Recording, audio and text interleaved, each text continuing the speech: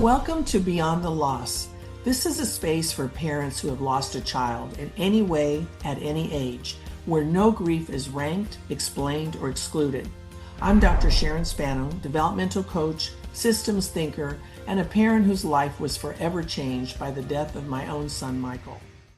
What happens when you still show up, but you no longer feel like the same person in the room?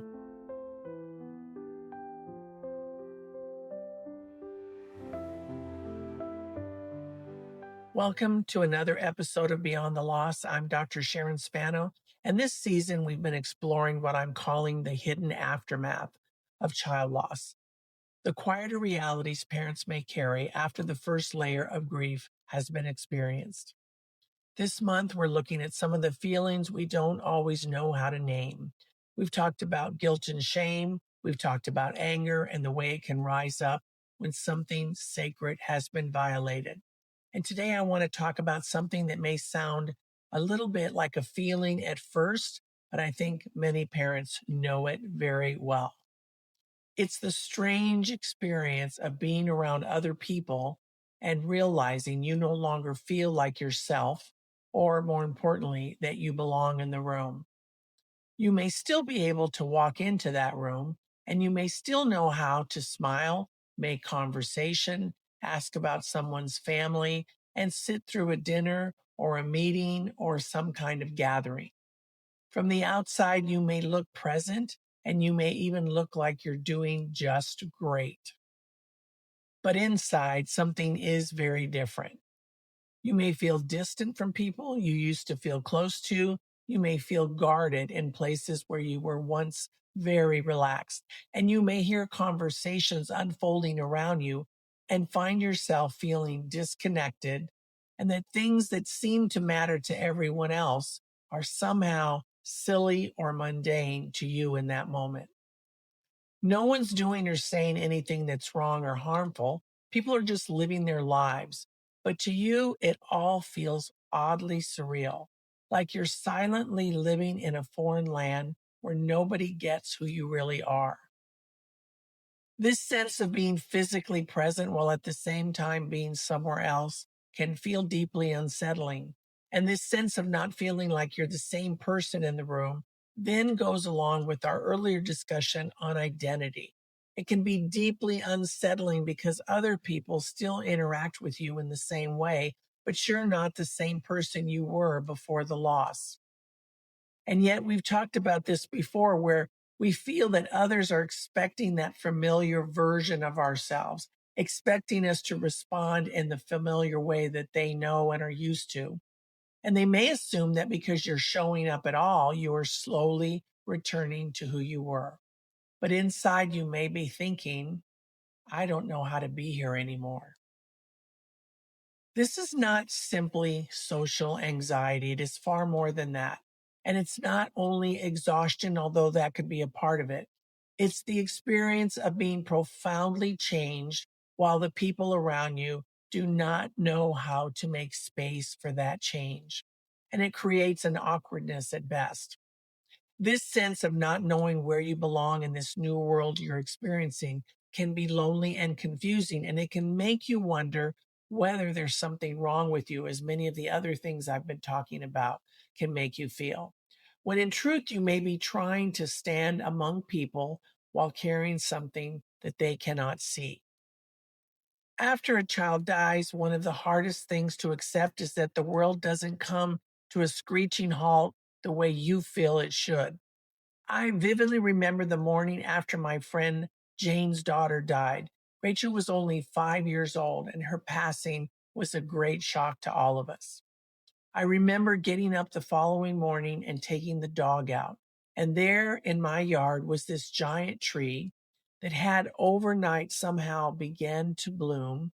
And I don't remember the type of tree or the flowers that were on it, but I remember thinking, how is it possible that this tree can bring forth such beautiful flowers literally overnight and be so full of life when Rachel is gone? It was such a shock to me, the fact that a tree could dare to spring life in my very own yard after such a devastating loss. It seemed unfathomable to me that life continued to go on, even in this simple version of nature. So we're in this space carrying our own pain, and people around us are still going to lunch.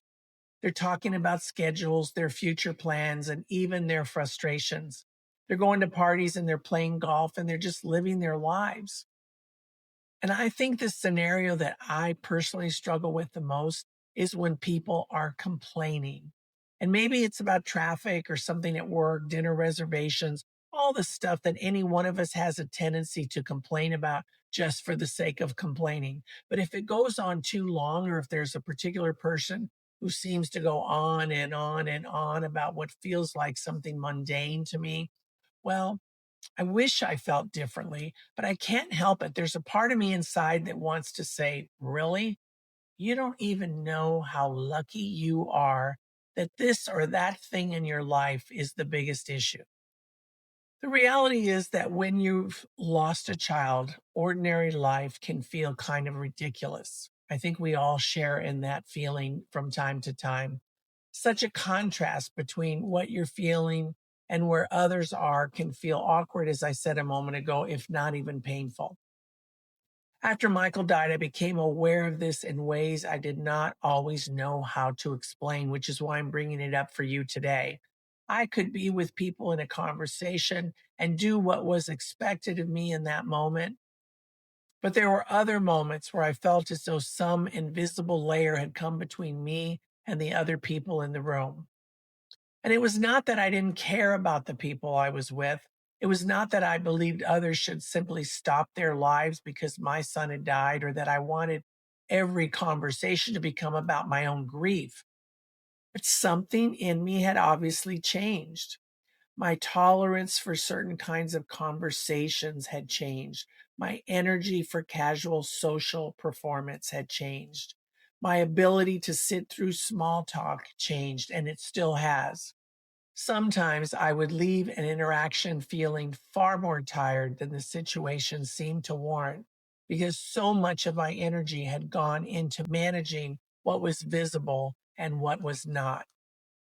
There's this constant distance between the fact that the child loss changes your relationship to reality itself. You now know something about fragility that cannot be unknown.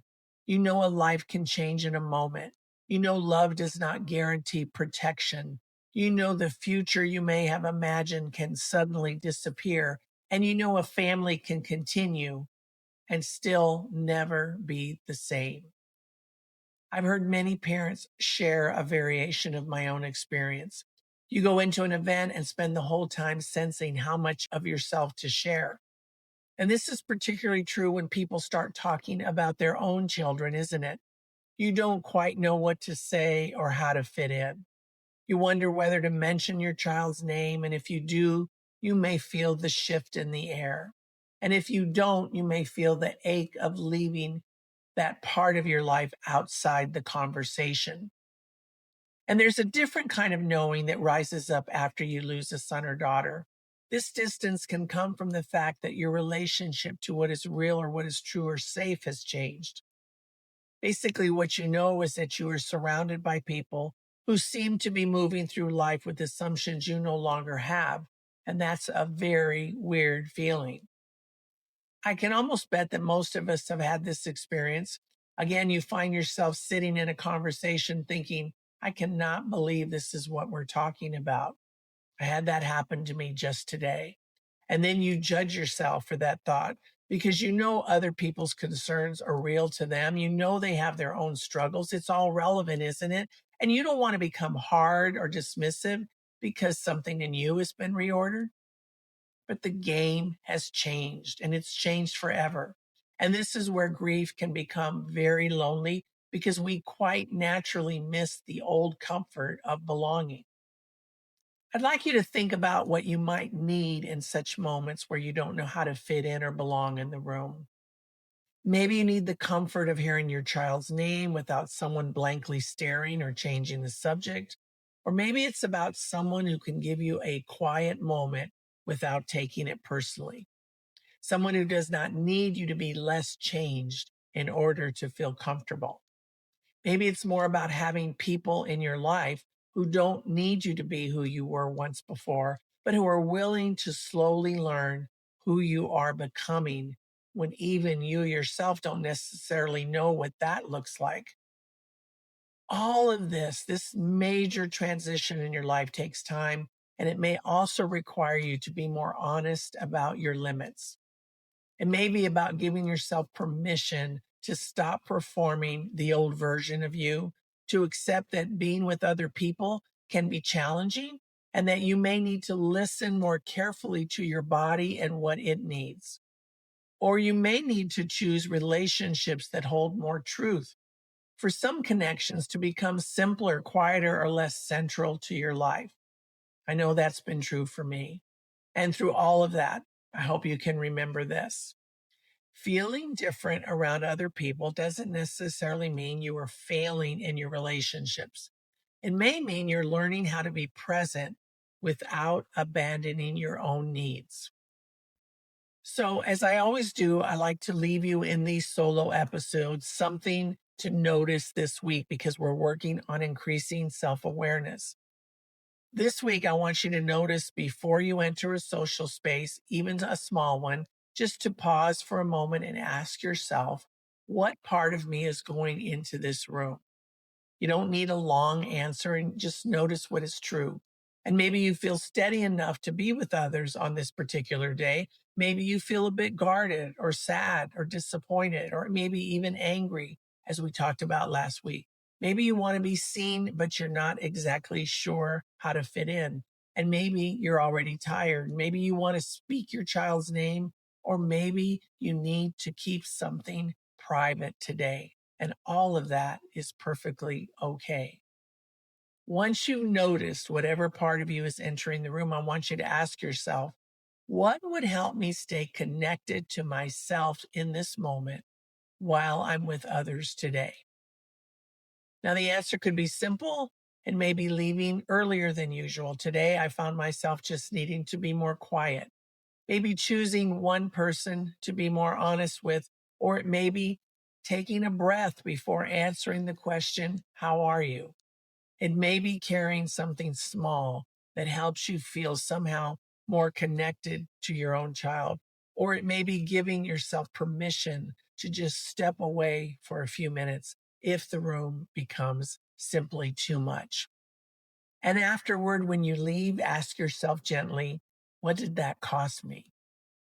Again, not as self judgment, but as just information. I'll always remind you to come back to that, that whatever is going on is just information in your own system. Notice whether you felt nourished, unseen, strained, maybe judgmental, relieved, or grateful for one small moment of real connection. And let that information teach you something about what you need in the here and now. So the practice is never about forcing yourself back into old patterns of belonging or any other old patterns. The practice is simply about noticing how you can be with others without leaving yourself behind. So to recap, when you do not feel like yourself around other people after the death of your child, and there's going to be many moments where that occurs, it can feel lonely and confusing, but it does make sense. You're carrying a reality that has changed you, and we want to honor that. You are moving through familiar rooms with a heart that knows something it did not know before. You are learning where you can be fully honest, where you need protection, and where connection and with whom is still possible. I want to encourage you, as I always do, to be gentle with yourself in that process. You don't have to become who you were before in order to belong. And you don't have to perform normalcy to prove to anyone that you're okay. And you don't have to disappear in order to make others comfortable. Your child's death, your son or daughter, and the loss of that most important person in your life has changed the way you stand in the world. Others simply need to catch up. And though you may not yet know it, this change can prepare you to be more empathetic and compassionate in the future. And it may also be preparing you for some yet unknown future, a future where you will bring yourself forward in ways that may provide others with some level of comfort and safety. When we walk through the fire of grief, we unwittingly provide others with hope. I truly believe this. And now, slowly, carefully, I hope you will learn how to stand among others as the person you are now. Until next time, take gentle care. Thank you for spending this time with me. If this conversation stirred something for you, you don't need to make sense of it right away. There's no timeline for understanding and no right way to carry what remains. Beyond the Loss exists to honor parents who've lost a son or daughter and all the complexity that this implies, and to support the professionals who walk alongside them without comparison, judgment, or explanation. Wherever you are in the long after, you are not required to arrive anywhere else. Until next time, take gentle care.